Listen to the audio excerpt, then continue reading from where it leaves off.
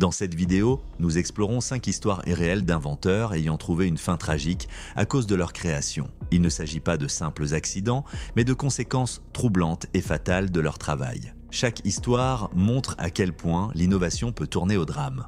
Rejoignez-nous pour découvrir les détails glaçants de ces inventeurs tués par leurs propres inventions.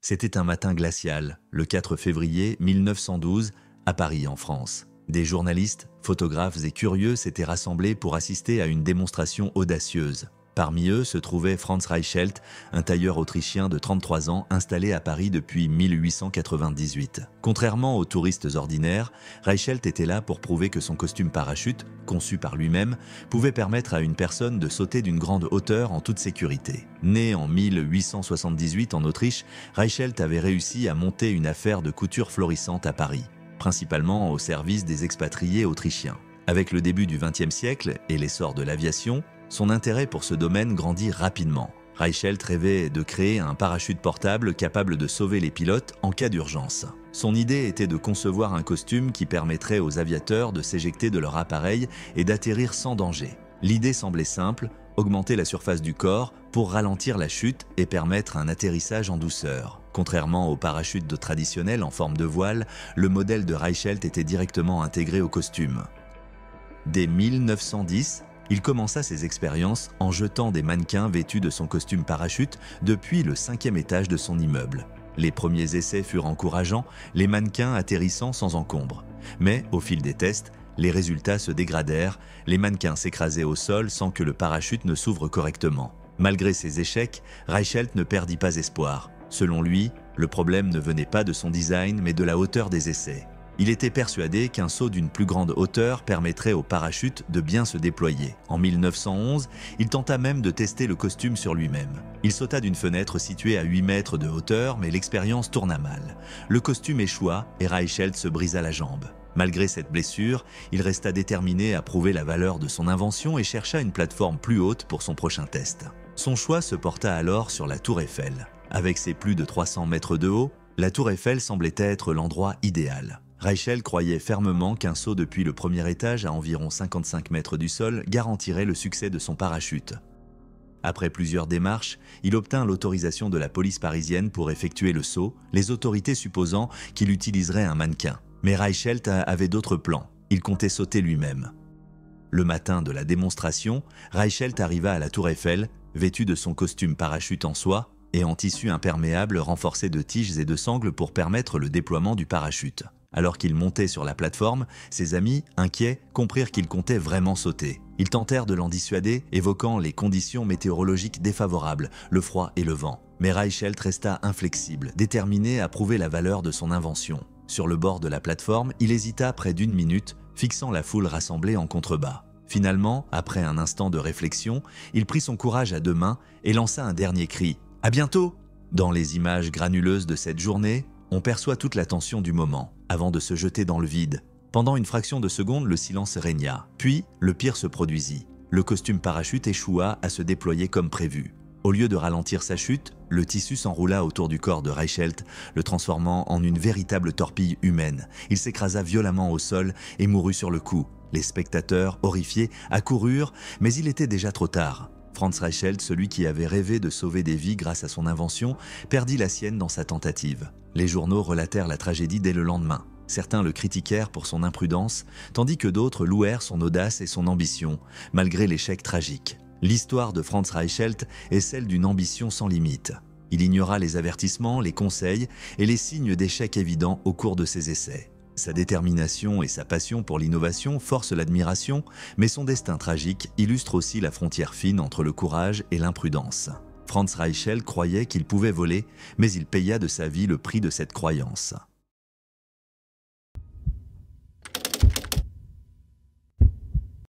Le 18 juin 2023, dans l'océan Atlantique Nord, un petit submersible de 6,7 mètres, appelé Titan, se préparait à une mission en eau profonde pour visiter l'épave du Titanic, située à près de 4000 mètres sous la surface. Les 5 passagers à bord n'étaient pas de simples aventuriers en quête de sensations fortes. Stockton Rush, PDG d'OceanGate, Hamish Harding, milliardaire britannique, Shahzada Daoud, homme d'affaires pakistanais accompagné de son fils de 19 ans, Suleiman Daoud, et Paul-Henri Narjolet, expert français du Titanic.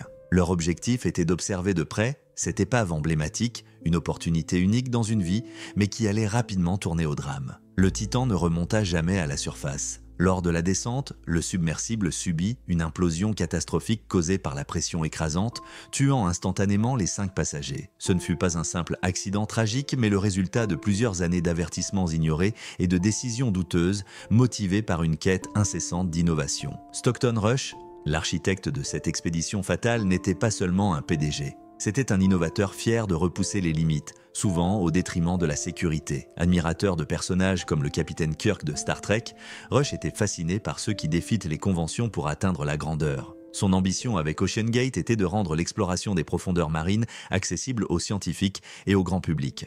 Cette vision mena au développement du Titan, un submersible conçu pour plonger plus profondément que la majorité de ses homologues, jusqu'au site même de l'épave du Titanic. Cependant, le Titan se distinguait des submersibles classiques. Contrairement aux autres engins, soumis à des tests rigoureux et certifiés pour résister à la pression extrême des profondeurs, le Titan avait échappé à de nombreuses étapes de sécurité. Pour Rush, ces procédures n'étaient que des obstacles à l'innovation et non des garanties indispensables. En 2018, 5 ans avant le dernier voyage du Titan, un groupe d'experts de la Marine Technology Society, MTS, adressa une lettre à Rush, exprimant de vives inquiétudes sur son approche. Plus de 30 spécialistes signèrent ce courrier, avertissant qu'en utilisant des méthodes expérimentales sans respecter les normes de certification de l'industrie, OceanGate courait à la catastrophe. Mais Rush ignora ces avertissements, les considérant comme des tentatives de freiner l'innovation. À ses yeux, ces critiques étaient mal fondées et motivées par un conservatisme excessif de l'industrie.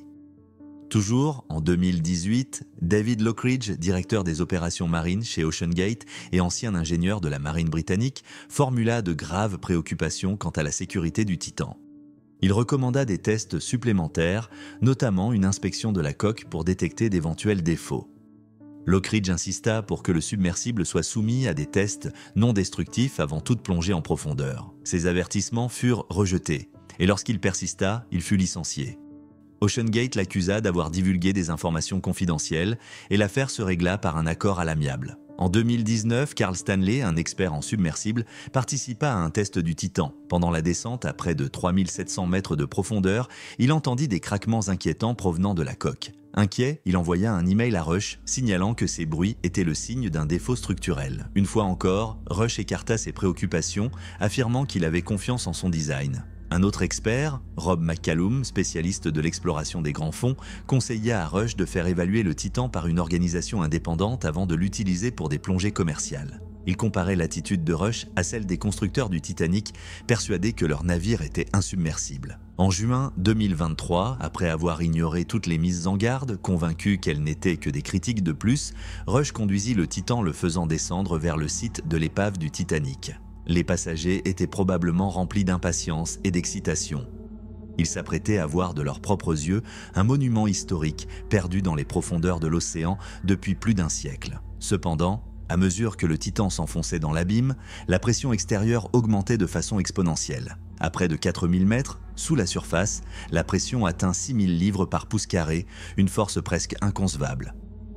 Le Titan n'était pas conçu pour supporter une telle pression. Sa coque, fabriquée en carbone et en titane, était légère et résistante, mais elle restait expérimentale. Elle n'avait pas subi les tests rigoureux et la certification exigée dans l'industrie. Pendant la descente, la coque commença à céder sous la pression colossale. À un moment donné, l'engin implosa de manière catastrophique. La force de l'implosion fut si puissante qu'elle tua probablement les passagers instantanément. Le submersible fut réduit en fragments éparpillés sur le fond de l'océan. Il n'y eut aucun survivant. Le rêve de voir le Titanic de près s'évanouit, emportant avec lui les vies de 5 personnes qui avaient fait confiance à la sécurité du Titan.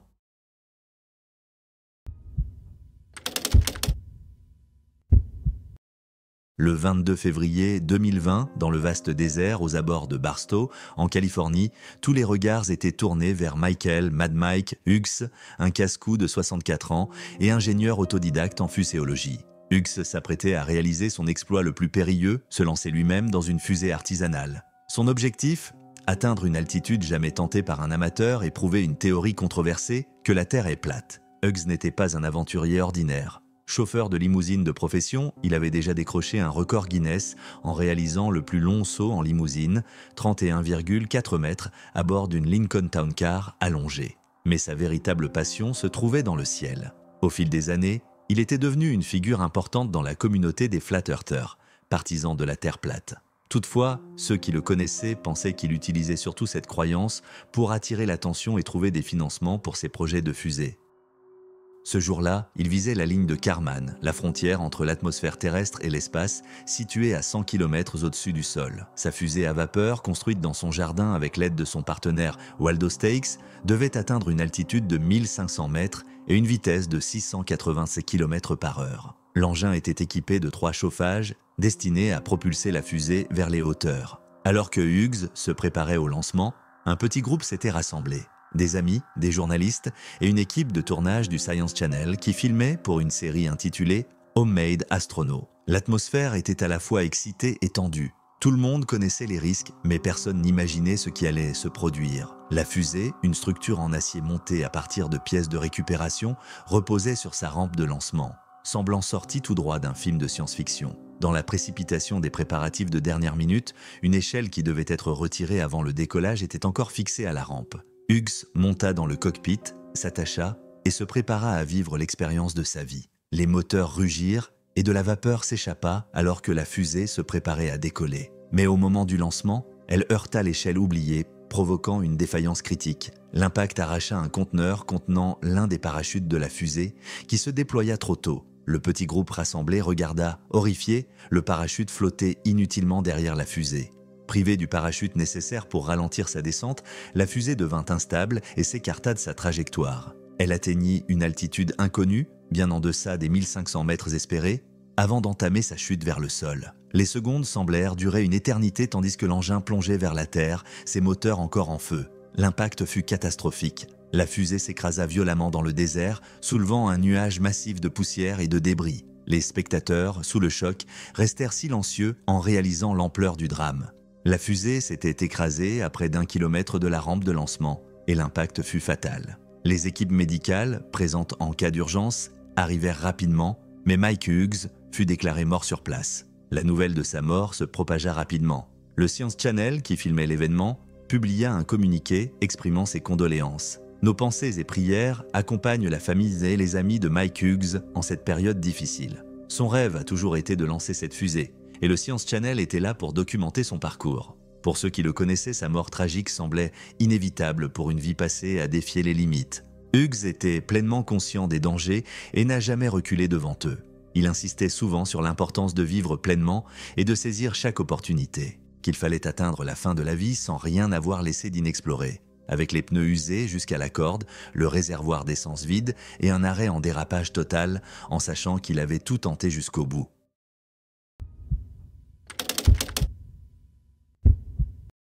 C'était un après-midi ensoleillé, le 13 juin 2006 à Hondo, au Nouveau-Mexique. Pourtant, à l'intérieur d'un grand atelier, une tragédie allait se produire. Luis Jiménez, sculpteur renommé connu pour ses œuvres audacieuses et colorées, travaillait sur sa dernière création. Un immense cheval Mustang de 32 pieds de haut, environ 10 mètres. Cette sculpture n'était pas une œuvre ordinaire. Elle avait été commandée par l'aéroport international de Denver et devait accueillir des millions de visiteurs. Mais ce jour-là marqua la fin tragique de la vie de Jiménez. Luis Jiménez est né le 30 juillet 1940 à El Paso, au Texas, dans une famille d'origine mexicaine. Son enfance dans l'atelier de panneaux électriques de son père lui permit de se familiariser avec les enseignes au néon, la peinture en spray et le soudage, des compétences qui allaient façonner son style artistique unique. L'art de Jiménez s'inspirait profondément de son héritage culturel et de la culture des lowriders, reconnus pour ses designs vibrants et originaux. Ces sculptures, souvent réalisées en fibre de verre, étaient grandes, colorées et profondément ancrées dans les thèmes hispaniques et du sud-ouest des États-Unis. Certains louaient ces créations pour leur représentation de la culture chicano et des classes populaires, tandis que d'autres les trouvaient trop vives et excentriques. Jiménez restait fidèle à sa vision artistique, recevant des honneurs de grandes institutions comme le Smithsonian Museum of American Art et le Whitney Museum of American Art. Au milieu des années 1990, Jiménez était devenu l'un des sculpteurs les plus en vue du pays. Au début des années 1990,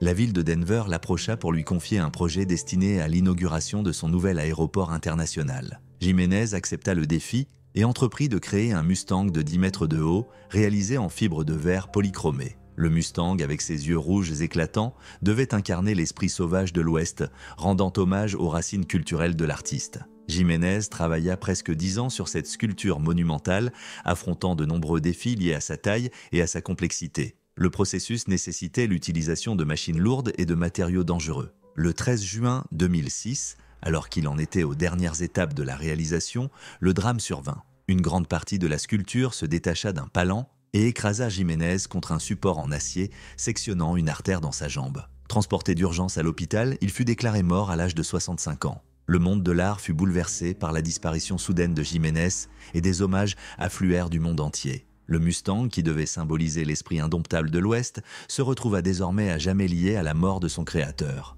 Malgré cette tragédie, les fils de Jiménez achevèrent la sculpture et en février 2008, le Blue Mustang fut installé à l'aéroport international de Denver.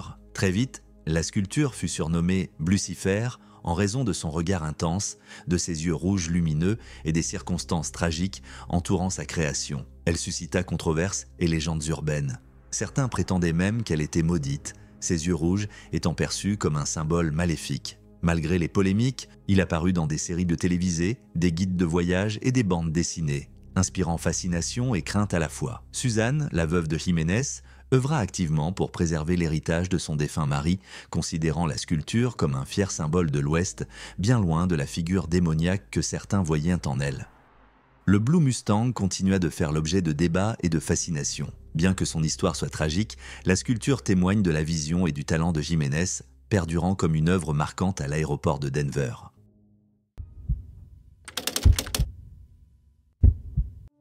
C'était le 11 septembre 1973 dans le comté de Ventura en Californie. Henry Smolinski et Hal Blake, deux ingénieurs inventifs, se tenaient sur le tarmac de l'aéroport du comté de Ventura, prêts à tester leur création ambitieuse, l'AVE Mizar, également connu sous le nom de Flying Pinto. Après des années de travail acharné, ils étaient sur le point de vivre ce qu'ils croyaient être un moment révolutionnaire. Au lieu de cela se termina en désastre. Henry Smolinski, né en 1933 à Cuyahoga dans l'Ohio, avait une profonde passion pour l'aviation. Après avoir étudié l'ingénierie aéronautique à l'Institut de technologie Northrop, il avait travaillé sur des moteurs à réaction et la conception d'avions chez North American Aviation avant de rejoindre Rocketdyne, où il contribua au développement de missiles. Mais Smolinski souhaitait plus qu'une carrière réussie.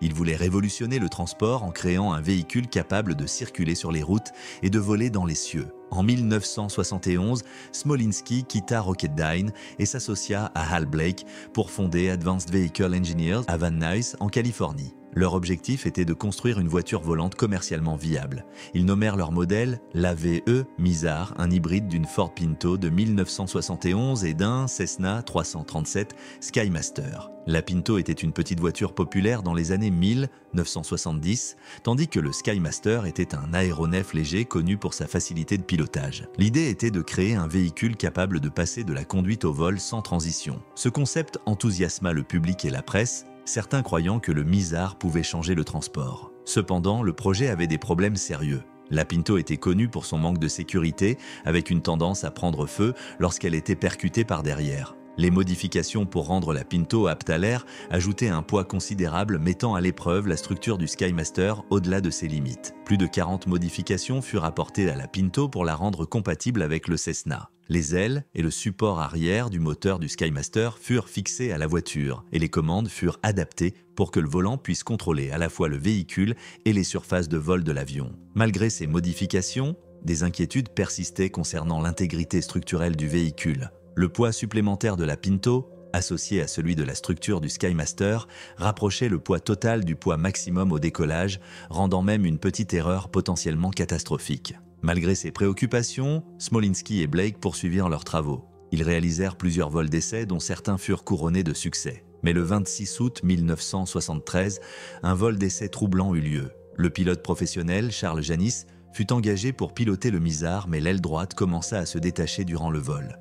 Janice effectua un atterrissage d'urgence, évitant de justesse la catastrophe. Le National Transportation Safety Board, NTSB, enquêta et découvrit de mauvaises soudures et des composants structurels lâches, indiquant que le véhicule était surchargé et mal construit. Smolinski et Blake persistèrent, convaincus qu'ils étaient proches d'une percée. Le 11 septembre 1973, ils décidèrent de tester à nouveau le Mizar, cette fois avec un moteur plus puissant de 300 chevaux, ce qui ajouta encore plus de poids à la structure déjà affaiblie. Confiants dans leur création, ils auraient dû notifier le directeur de l'aéroport, une étape de routine dans les tests précédents. Finalement, Smolinski et Blake décollèrent. Pendant les 2 premières minutes, le vol se passa bien. Le Mizar monta à environ 1000 pieds, mais alors la catastrophe survint. Le poids supplémentaire du nouveau moteur s'avéra trop lourd, provoquant la rupture de plusieurs soudures et la séparation des ailes de la voiture. En un instant, le Cessna et la Pinto ne formaient plus un seul véhicule, mais 2 objets distincts